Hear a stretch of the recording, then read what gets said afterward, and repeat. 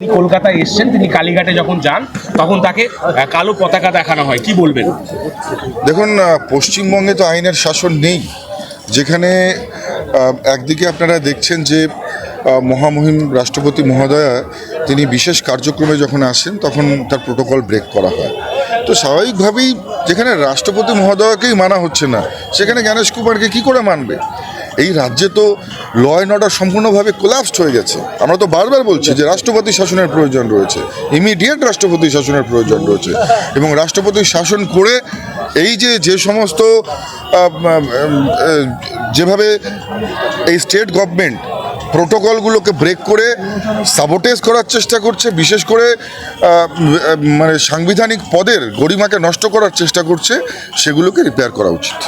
আরেকটা বিষয়, সেটা হচ্ছে নির্বাচন কমিশনের সাথে দেখা করে বেরিয়ে তৃণমূল কংগ্রেস অভিযোগ করছে যে এসআইআরে মহিলাদেরকে টার্গেট করা হয়েছে বিশেষ করে।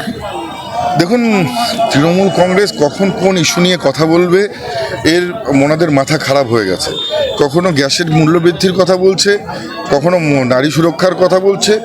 আগে প্রথমে যেভাবে এই 5 বছর ধরে মহিলাদের উপর অত্যাচার হয়েছে, মহিলাদেরকে অপমান করা হয়েছে, সেই অপমানের প্রায়শ্চিত্ত আগে তৃণমূল কংগ্রেস করুক, তারপরে মহিলাদেরকে নিয়ে কথা বলবেন।